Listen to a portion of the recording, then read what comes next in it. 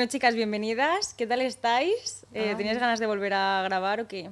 Llevábamos ya unos días, sin coincidir para la grabar. Entre unas cosas y otras también lo hemos retrasado. Sí. Pero bueno, hoy tenemos un episodio muy especial porque vamos a hablar de una enfermedad que, aunque sigue rodeada de muchas dudas, afecta a millones de personas en el mundo.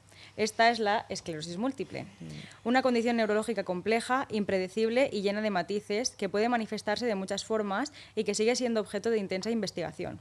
En este episodio vamos a desglosar qué es la esclerosis múltiple, qué la causa, cómo se diagnostica y cuáles son los avances en su tratamiento. Así que si alguna vez te has preguntado cómo funciona esta enfermedad, qué pasa en el cerebro y la médula espinal cuando aparece o qué esperanza nos da la investigación actual, quédate hoy con nosotros porque este episodio viene cargado de información muy valiosa. Así que nada, para preparar Qué bien un poquito... te queda, Sara. Nos ha quedado bien, tengo voz de... Ha quedado estupendo. de noticiero. Entonces, como hemos preparado el episodio de hoy, pusimos en Instagram unas preguntas para que la gente nos dijese un poco qué conocimientos tenía acerca de la esclerosis múltiple. ¿Y vosotras qué pensáis? ¿Que es una enfermedad así como bastante conocida o más desconocida? No sé, yo creo que conocí, bueno, de entre todas las que hay, conocida. Yo diría que el nombre se conoce mucho, pero lo que son los síntomas no tanto. Yo creo que la gente no tiene... O sea, sí que sabe, creo que ya campañas publicitarias, cada vez más personas también, más personas la tienen y encima también personas más famosas, sí que se visibiliza, pero yo no tengo claro que la gente sepa ni qué es, ni qué síntomas tiene. Y lo que sí que tengo que decir es que la confunden la esclerosis múltiple con la ELA, que es esclerosis lateral a mí me pasó durante un montón de tiempo, sí. Es verdad, a mí también. Eso sí que es verdad que hay mucha gente que dice, ay, tengo ELA, es como la esclerosis múltiple. No tiene que ver, es como totalmente diferente. Yo la confundía y cuando estudiaba la carrera me acuerdo que yo me pasé una muy buena temporada de mi vida diciendo que a la enfermedad que más miedo le tenía era a la esclerosis múltiple y en realidad lo que me estaba refiriendo era la ELA. Lo supe bastante después y fue como, madre mía, llevo toda la vida con un miedo que no era, ¿no? Y esa es una de las preguntas que hemos hecho en Instagram, ¿no? Entonces vamos a ir navegando por estas preguntas y guiando vamos de esta manera el capítulo. De la enfermedad a través de las preguntas que hicimos, que la verdad que queríamos agradecerlo porque a lo mejor no esperábamos que tanta gente participase y cuando vimos la gente que participó, pues nos hizo mucha ilusión y dijimos, venga, pues el capítulo, que lo guíen las preguntas. Y han respondido bastante bien, creo, la mayoría. Sí, la mayoría estaban es verdad, pero hay una pregunta que la gente no ha acertado. Es verdad. Ahora lo veremos cuál. Y la primera pregunta es que ¿qué era la esclerosis múltiple? Si era un trastorno muscular, un tipo de cáncer o una enfermedad autoinmune del sistema nervioso central. Y el 82% de las personas que votaron dijeron que era una enfermedad autoinmune del sistema nervioso central. Que es la correcta. Y es la correcta. Clink, clink, clink, clink. Porque la esclerosis múltiple pues, es una enfermedad crónica, es autoinmune y es neurodegenerativa, es decir, que poco a poco las personas van deteriorándose con el tiempo. En esta enfermedad lo que pasa es que el propio sistema, o sea, el propio sistema inmune de nuestro cuerpo ataca a la mielina, que es como la capa protectora de las fibras nerviosas. Entonces, la conducción del cerebro y las distintas partes del cuerpo o se vuelve más lenta o se interrumpe totalmente. Y no sé si sabíais que se llama, la esclerosis múltiple se conoce como la enfermedad de las 1000 caras. No sé si habéis escuchado, porque la verdad que afecta a cada persona de una manera totalmente distinta. Totalmente. ¿Sabéis que yo encontré un dato que me parece como curioso, pero lo cuento así, ¿eh? Y es que hay una teoría, por supuesto es una teoría que no se sabe si es cierta o no, pero una teoría es que puede ser que la esclerosis múltiple sea una enfermedad que tenga un origen un poquito más vikingo. O sea, que viene como de esas regiones. Se ve que hay una alta cantidad de personas que la padecen por aquella región y el resto de países que más se ha documentado a lo largo de la historia que la iban teniendo también eran los países que, no sé si se dice así, que invadían los vikingos. Entonces se habla como de una teoría que podría venir como de aquella época tal, bueno. Oye, pues eso yo no lo había escuchado nunca. Lo encontré y pensé, bueno, lo voy a contar, ya ves tú. Pero sí. Pues eso no lo había escuchado yo nunca. Y también hay veces que yo he encontrado también que podría ser debido a la exposición de ciertos factores ambientales como infecciones del virus Epstein-Barr. Sí, el Epstein-Barr ese yo no sé qué es, pero también había escuchado algo de la vitamina D. Sí, Exacto. Y niveles bajos de vitamina D en suero, tabaquismo, obesidad, sobre todo en la adolescencia, y probablemente ciertos factores hormonales. Fíjate, porque yo con el tema de la vitamina D sí que he escuchado personas que además viven en regiones donde hay poca, pues eso, poca vitamina D porque Exposición al exacto, hay sol. poca exposición al sol. Entonces tenía como mucha evidencia ya. Me Pues, sorprendió un montón. Totalmente así. La siguiente pregunta que hicimos, para ver si la gente lo sabía, es que ¿cuántas personas viven en el mundo con esclerosis múltiple?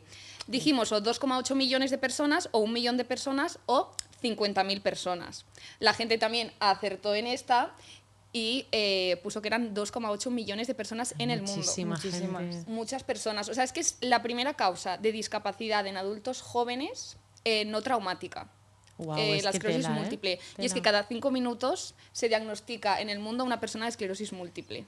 Guau. Es flipante. O sea, que la incidencia es bastante Muy elevada. bastante O sea, alta. Por eso digo que es una enfermedad que sí que es verdad que sí que es entre todas las que hay en el ámbito del daño cerebral, creo que significativa. sí que es de las más conocidas. Pero sí que es Sí. verdad que para ser tan, o sea, a padecerla tantas personas no se escucha tanto, ¿eh? Porque yo realmente hasta que no te pones a estudiarlo y estás en el sector y lo ves, pero como que siempre se escucha más la ELA, lo que estábamos diciendo, más Me que la parece que es esclerosis como más múltiple. visual, ¿no? La ELA es algo mucho más acortado en el tiempo, entonces es como más visual, entonces que genera como más impacto. La esclerosis múltiple, gracias a un montón de avances ya, hay que desmontar también algunos mitos, ¿no? Porque al final las personas con esclerosis múltiple pueden mantener una calidad de vida relativa durante bastante tiempo, ¿no? Entonces, yo creo que igual no es tan llamativa. O la propia persona que Ya. la padece, bueno, pues en el día a día sigue siendo bastante funcional, entonces no llama tanto quizá la atención, digo yo, no sé. Es Ya, una no, teoría. eso sí que es verdad. Y ahora luego abordaremos el tema de cómo afecta. de los síntomas y cómo afecta. Y es que en España también, ahora que estamos hablando de incidencias, hay 55.000 personas diagnosticadas y cada año aumentan 2.500 personas de casos nuevos de esclerosis múltiple. Y además es que ha aumentado la esclerosis múltiple en los últimos 10 años un 22%. Que ha aumentado un 22%. Ay, ¿por qué Sí. se deberá eso? ¿Y por qué será? ¿Por la exposición a la vitamina D? Es verdad, o sea, estamos mucho menos Pues tiempo a ver expuestos al sol. Hay un montón de gente en mi entorno. Hay una amiga ahora mismo, si me escucha, tiene déficit de vitamina D. Pues- y pensamos, pero vamos a ver, ¿dónde? Es que yo sí ahora mismo pienso en mi día a día y en las veces al día que estoy expuesta al sol, creo que Ninguno, ninguna. porque entro a trabajar y es Y, casi de noche y cuando y salgo sales y es es casi de de noche, o sea que... Entras a las 9 y es de noche, estás Ya. todo el día en el trabajo y sales a las 6:15, 7, que es de noche, entonces Y ¿en toda qué la luz momento que te nos da, da total. el sol? Y toda la luz que nos da a través de cristales no sirve, no absorbemos vitamina D, lo siento. Ya, eso es verdad que Carmina lo dijo una vez en un post y a mí se me quedó grabadísimo, ¿eh? Sí, a través de ¿Y del creéis que cristal será no se absorbe. por esto de que nos da, o sea, no nos da el sol o cosas de estas de la vitamina D o por lo típico que se dice de no, como ahora hay más avances científicos como que se diagnostica Igual más. también, igual que yo creo también que es más también, fácil ¿eh? como que se diagnostique, ¿no? Igual Pero igual también influye hay más, todo, ¿no? igual también hay más sensibilidad por parte de la gente y va más al médico también, ¿no? Quizá o hay más avances, se puede descartar antes, se puede diagnosticar antes. Se Yo hace sí más creo- criba también, porque a lo mejor antes había más desconocimiento y como que tampoco había ese diagnóstico como Exacto. tal. A lo mejor ahora lo tiene más claro, no lo sé, ¿eh? Pero Sí, puede ser, ¿eh? Que antes a lo mejor la gente se perdiese entre un diagnóstico, otro, Sí. porque no estaba muy claro el Y ahora perfil. la criba se hace y a lo antes. mejor ahora se hace. Pues sí, puede tiene ser. sentido, ¿eh? Que pueda ser. Y además, Algo de eso. en la esclerosis múltiple, no sé si sabíais o los conocíais, que aparte de conocer la esclerosis múltiple, es que hay distintos tipos de esclerosis múltiple. sí, es verdad que, como habéis dicho, es la enfermedad de las 1000 caras, pero sí que se clasifica en 4 tipos, que bueno, más que nada por su tipo, por su evolución, por cómo evolucionan. Entonces, los voy a intentar explicar de manera que se entienda lo más fácil posible, Sí. pero, Oye, pero porque es a lo verdad mejor que son... puede servir, ¿no? Puede servir. Claro. Sí, no, y la gente. explicación que se ha preparado Sara, yo A ver, creo que a ver si se entiende. A ver si se se entiende. entenderá y servirá. ¿eh? Es Luego le muy- preguntaremos a Carmina, que no la ha escuchado, a ver si... Exacto, si venga, la- me parece súper bien. Entonces, hay 4 tipos, ¿vale? La primera de la que vamos a hablar es de la esclerosis múltiple remitente recurrente, que esta es la más común dentro de la esclerosis múltiple, que es alrededor del 85% de los casos. Que esta se caracteriza por brotes o recaídas seguidos de periodos de remisión parcial o completa. Los síntomas pueden desaparecer o dejar secuelas leves tras cada recaída. Entonces, hemos hecho como un símil para que se entienda mejor. Es como si un coche que funciona bien, pero que de vez en cuando se avería y necesita ir al taller, ¿vale? Vale. para que nos imaginemos. Pero se recupera, digamos, en el taller se recupera y más o menos vuelve a la misma... Luego vuelve a la carretera, pero hay veces que sigue presentando secuelas. Vale. Esta es la esclerosis múltiple remitente recurrente, Vale. que es el primer tipo. Luego tenemos la esclerosis múltiple secundaria progresiva, que esta muchas veces evoluciona a partir de la anterior que hemos comentado. Entonces, en esta se observa una progresión continua de la discapacidad con o sin brotes ocasionales. El deterioro neurológico se vuelve más constante con el tiempo. En esta el coche es como si empezara a desgastarse cada vez más con el tiempo, pero con menos momentos en los que funcione bien. Es decir, en la primera que hemos dicho, es como que a veces tienes brotes que puede ser que te dejen secuelas o no. Y en esta que estábamos comentando ahora, en la segunda, es como que deriva en que poco a poco ya van habiendo más deterioro, aunque no sea por brotes. Ah, vale, ok. Luego tenemos la siguiente, que es la esclerosis múltiple primaria progresiva, que esta representa aproximadamente entre el 10 y el 15% de los casos de esclerosis múltiple. Se caracteriza por una progresión gradual de los síntomas desde el inicio sin recaídas definidas. Esta es como si desde el inicio ya tuvieses esa progresión de deterioro. Aquí el coche empieza desde el principio con problemas mecánicos que empeoran progresivamente sin parar, por el símil del coche. Que en esta era la que me habías dicho tú, Irene, que afectaba más a los hombres. Afecta a los hombres por igual que a las mujeres, porque la proporción de, en general... Bueno, que esta es la siguiente pregunta, luego lo vamos a comentar. Vale, que me estoy yo adelantando. Luego se comenta. Y luego la última, que es la esclerosis múltiple progresiva recurrente, es la menos común de estas y presenta una progresión constante de la enfermedad desde el inicio, pero con brotes ocasionales. Digamos que esta es como un mix. Es como si el coche del que hablábamos, que siempre ha tenido problemas, pero además de la degradación constante, a veces sufre averías repentinas.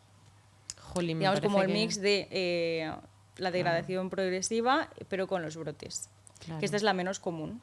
Y la más agresiva de todas. Sí, así es. Claro, parece que da la sensación desde fuera que va como de menos a más agresividad, ¿no? Sí. En cuanto... Es verdad que la más común es la de los brotes esporádicos, que de vez en cuando deja las secuelas, pero hay estos 4 tipos. Jolín. Yo, por ejemplo, es que de la remitente recurrente es de la que más he escuchado hablar. No sé vosotras. Entonces, claro, como yo era... Y sobre todo antes de trabajar en neurorehabilitación en la clínica donde trabajamos, porque es verdad que cuando trabajas en la terapia, pues siempre los casos que te llegan no suelen ser la remitente recurrente, entonces ves un tipo de esclerosis múltiple que a lo mejor no representa el total de la enfermedad. Pero esa es de la que había escuchado hablar antes, de personas. Entonces yo pensaba, bueno, la esclerosis múltiple, la verdad que ni tan mal, porque los ves hacer vida normal. Bueno, un síntoma puede ser el hormigueo, tal, pero sí que es verdad que luego... la esclerosis múltiple es mucho más que solo esa variante y sí que en muchos casos es discapacitante. Ocasiona una discapacidad importante. Claro. Entonces, volviendo a lo que estábamos comentando antes de cómo afecta a las mujeres o a los hombres, hemos hecho otra pregunta, que es... Quería ver a ver cómo acertaron y ¿vosotros qué pensáis? Bueno, ya lo sabéis, ¿no? No, yo no me acuerdo. Yo sé que lo revisé, pero no me acuerdo. O sea, la pregunta era... una tú, que Sara sí que lo sabe, que se lo he dicho en el coche. Ah, o sea, que ¿a quién afecta más? ¿A las esclerosis múltiple, a mujeres o a hombres? Yo eso sí sé que es a mujeres, afecta mucho más a mujeres, de hecho... El 80% de la gente acertó. El 80% acepto, ¿verdad? Sí que es verdad que yo había escuchado que está utilizándose un poco la reivindicación o la visibilización de la esclerosis múltiple dentro del movimiento feminista, porque al ser una enfermedad que afecta principalmente a mujeres, como muchas otras cosas en la ciencia y en la medicina, no se ve tan frecuentemente investigada. Entonces, como que se está utilizando un poco también, es decir, no, hay que luchar por esto, vamos a luchar que la medicina sea igualitaria y que tengamos igual de acceso mujeres y hombres. Así que me pareció como curioso. La proporción también. es 3 mujeres diagnosticadas de esclerosis múltiple por cada hombre. Wow. 3-1, que es bastante elevada, elevada esta proporción. Y además, pero sí que es verdad que aunque las mujeres sean el grosso de la enfermedad, el tipo de variante de esclerosis múltiple que suelen tener es la remitente recurrente. Los hombres que tienen esclerosis múltiple tienen peor progresión de la enfermedad. Wow. O sea, por ejemplo, la progresiva primaria progresiva, que es una de las también más agresivas, de las variantes más agresivas, esa es en la única variante en la que la proporción es 1-1. Ah, ok. los hombres, por norma general, que tienen esclerosis múltiple, tienen un peor pronóstico, tienen mayor pérdida de masa cerebral, mayor deterioro cognitivo, mayor discapacidad física y se recuperan peor de los brotes. O sea que del tipo en el que es la primaria progresiva, que inicia en el inicio de la enfermedad, es como que la degradación va constante, esa la proporción es que hay las mismas mujeres, tanto mujeres Sí, como hombres. hombres, igual, ¿no? Sí. Claro, Que la Exacto. padecen. claro. O sea que bueno. Jolín, pues es significativo entonces también. Nada, hay que investigarlo. Y sí que cuadra un poco en lo que vemos en la práctica La clínica verdad es que diaria. Que sí que puede haber más mujeres, pero que los hombres sí que son los que más suelen estar afectados. Aunque bueno, es una muestra pequeña porque es la de Ya. nuestro día a día, que no es el día a día de toda España o de todo el mundo, pero bueno, que, No, claro. que algo Nosotras sí que, tenemos un sesgo. pero que sí que es verdad que coinciden muchas Sí. cosas. Sí, Y total. otra de las preguntas que hicimos era que cuál pensaban que era el síntoma más común. Si dificultad para hablar, visión doble, fatiga o debilidad muscular. Y aquí sí que ganó debilidad muscular, pero este no era el síntoma, no es el síntoma que comparten la mayoría de las personas con esclerosis múltiple. No, Carmina? totalmente. A ver, yo lo que pasa, no, evidentemente el síntoma que más comparten es el de, ¿cuál sería? El de la fatiga quizá. Claro, en la fatiga es un poco el síntoma predominante.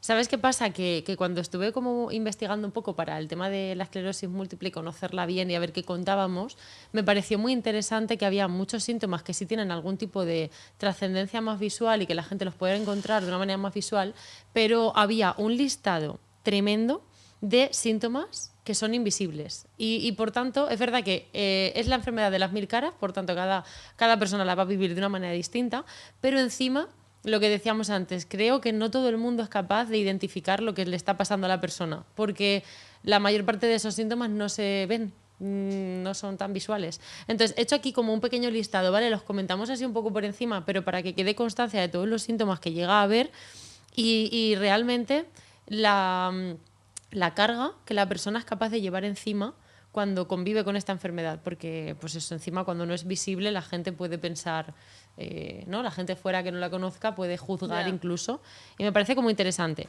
Así que aunque sirva solo para que esa persona se lo comparta a sus familiares y les diga, esto es lo que tengo, pues bueno. Uno de los síntomas predominantes es la fatiga o debilidad, ¿no? Las personas suelen experimentar este tipo de fatiga más general o más debilitante, que además no se puede prever, no es previsible. De repente hay momentos en los que se encuentran más cansadas, digo cansadas ya, lo generalizo en mujeres porque es más frecuente, y no es previsible, no corresponde tanto al nivel de actividad que están realizando. Entonces eso es bastante desolador porque de repente se encuentran súper cansadas y no pueden seguir el ritmo del día que tenían pensado. Entonces por ahí genera mucha problemática interna también. Hay problemas en la movilidad.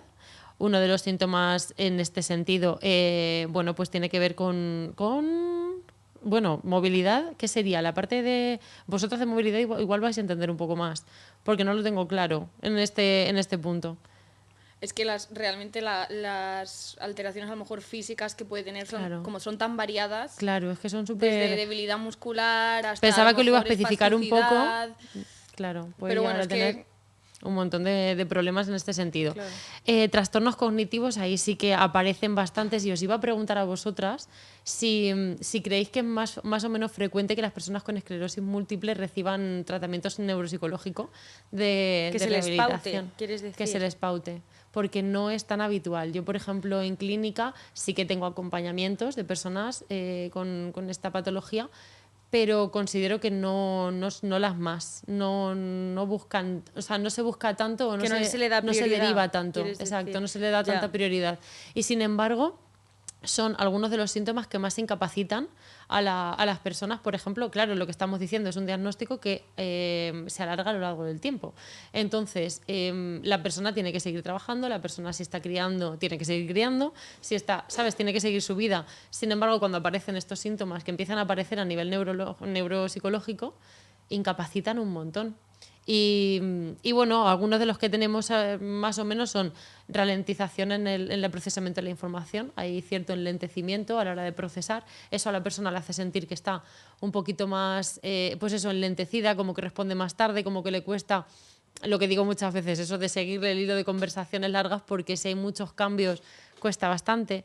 Hay problemas en la memoria de trabajo, o sea que mientras están haciendo algún tipo de tarea más motora, les va a interferir un montón en tanto recibir la información como en ir procesando alguna cosa que tengan que ejecutar ellas. Hay problemas en la concentración, mantener la atención sostenida. También hay algunas cosas, hay algunos problemas que tienen que ver con la toma de decisiones o el razonamiento, pero creo que están relacionados con esto que digo de la velocidad de procesamiento, porque se tarda un poquito más, ¿no? Entonces, claro, imagínate que tú tienes que seguir tu ritmo normal de trabajo y contar con todas estas dificultades. Pues para muchas de ellas es un desafío importante, se pueden llegar a sentir francamente mal, porque claro, ¿cómo continúo yo el ritmo? Y es bastante incapacitante también. Sobre todo por lo que has dicho, que es una enfermedad en la que la esperanza de vida sí que está muy alargada en el tiempo. Hay personas que conozco que llevan 30 años conviviendo con esta enfermedad, entonces en 30 años... no puedes parar tu vida. Claro, no puedes estar 30 años de tu vida pues sin trabajar, sin salir con tus amigas a tomar algo, sin hacer tu día a día de la manera más normal posible, y convivir con estos síntomas cognitivos debe ser complicado. Así es, pero sí que es verdad que mejoran con la rehabilitación. Por tanto, es importante también que la gente sepa que si están conviviendo con ellos no los dejen pasar o no asuman que es algo normal y que hay que dejarlo estar. De verdad que no, que mejoran. Entonces, bueno, pues tiene ahora sentido. Hablaremos del tema del tratamiento y de qué opciones tenemos. No sé si había alguna pregunta sobre eso, ¿no? Sí, bueno, lo comentamos y ya está. Vale, pues más síntomas, ¿vale? Porque también aparecen trastornos visuales. Eso sí que lo había escuchado yo mucho, los trastornos visuales. Sí, porque además, bueno, es uno de los síntomas de los primeros que se empiezan a identificar para de cara al diagnóstico. Pues aparece la visión borrosa, visión doble en algunas ocasiones, neuritis, movimientos ópticos también así un poco rápidos, movimientos oculares, perdón, no movimientos ópticos. Así ya me lo invento. Así como rápidos, involuntarios. Entonces, bueno, son de las primeras cosas que las personas empiezan a detectar y de ahí pues van encaminando el diagnóstico hacia ahí.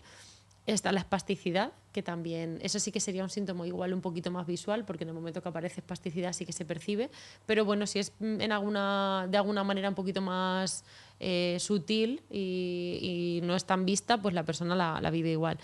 Dificultad al tragar, con el avance también del progreso de la enfermedad, pues empiezan a aparecer estos problemas, ¿no? Más de disfagia, más de problema del control motor en la zona de tragar. Entonces, claro, pues no voy a decir que no sean visuales cuando ya ha avanzado la enfermedad, pero al principio o durante un tiempo quizá no se perciben tanto. Y entonces ahí es súper importante también que las propias personas con esclerosis múltiple que nos estéis escuchando, eso lo vayáis analizando, porque son de esos síntomas que, bueno, como son sutiles, se van dejando y pueden ir ocasionando de vez en cuando problemas que podemos mejorar con un buen acompañamiento de logopedia, que al principio a lo mejor no es preciso, pero llega un punto en el que sí. Claro, es que a lo mejor te bebes un vaso de agua y toses y dices, bueno, es normal, he tosido cuando estoy bebiendo un vaso de agua. Al día siguiente también toses y lo ves como normal, y luego al día siguiente puedes tener una neumonía por aspiración. Claro. Así es. Que no lo relacionas. Y que todo complica, y todo se complica, y luego es una cosa un poco... Voy a decir algunos más, los voy a ir como nombrando un poco. Por ejemplo, hay pérdida de equilibrio en algunas ocasiones, va a haber vértigos y mareos también en algunas ocasiones, que esto vosotras también conocéis más, pero que quería como entrar también en que hay frecuentemente dolor. También es uno de los síntomas y es verdad que el dolor que tienen es necesario de abordar también, ¿no? Porque a veces lo que decimos, el dolor es un síntoma que es psicológico además, o sea, no quiero decir que es psicológico y que se lo inventen, sino que tiene que ver con los factores psicosociales de la persona. Entonces, también suele ser importante poderlo abordar para disminuir, pero sí que cuentan con dolor y hay que tratarlo, ¿no? No solamente a nivel psicológico, sino a nivel médico también. Entonces, incapacita bastante. Cuentan con bastantes problemas de sueño. Tienen muchos problemas. Pone más del 70% de ellas padecen problemas de sueño. Eso es importante también, porque imaginaos la calidad de vida cuando me está costando a nivel cognitivo seguir unos ritmos, estoy teniendo problemas motores, estoy teniendo problemas visuales y encima estoy teniendo problemas para dormir. Pues importante. Hay problemas de intimidad y sexualidad también, evidentemente, pues un poco por todo lo que estamos hablando que sucede. Y claro, de sensibilidad en la zona. Exacto, por pérdida de sensibilidad. Veces, sí. Hay casos, claro, que he escuchado. Sí. Vale, de bueno. pérdida de sensibilidad en la zona que a lo mejor hace que no disfruten de las relaciones Claro. sexuales como lo hacían anteriormente. Jo, Pero claro. bueno, para eso ya lo hablamos en el capítulo 3, creo que es, ¿no? El de la sexualidad, Ajá. en el que hablamos de la fisioterapia del suelo pélvico que te puede ayudar, o también un sexólogo. Qué maravilla, sí, sí que es verdad, sí que es verdad. Pues con todos estos síntomas, que hay más, hay muchísimos más, con todos estos síntomas, ¿vosotras entenderíais que estas personas conviviesen con problemas emocionales? Hombre, desde el principio. Seguramente. o sea, Pues ahí. ¿Sabes qué pasa? Que muchas veces cuando buscas en la información del propio trastorno te dicen y tiene comorbilidad con problemas emocionales, ¿no? Trastornos depresivos, o sea, a lo mejor síntomas depresivos, síntomas ansiosos. Y claro, dices, ¿es la gallina o es el huevo? ¿No? Porque da la sensación que cuando, claro, tú ves todo lo que parece, cómo la persona no va a convivir con ello, ¿no? Al principio o hasta que lo asume. Pues, por supuesto, hay alta incidencia de este tipo de problemas. Pero también se puede, por supuesto, intervenir para mejorar, porque también conozco personas con esclerosis múltiple que tienen una calidad de vida bastante También yo creo que bastante desde ideal. el punto de vista desde el propio paciente a veces no se contempla ni siquiera la opción de la ayuda psicológica, emocional. O sea, Bueno, no se contempla. Es como en como, todo. no lo necesito, porque es como que los Es un síntomas son tema más... tabú. O También porque la los síntomas psicología, los ¿no? relacionas a cosas más motoras o no sé, pero es como que no lo necesito y realmente a la larga siempre acabamos viendo que Cuesta bastante. nunca va a venir mal. Yo lo que pasa es que creo que estoy tan familiarizada con que cualquier tipo de trastorno, cualquier tipo de problema sea así, o sea, cuesta eso sí. bastante que cualquier persona Lo integre. asuma que necesita cierta ayuda en eso.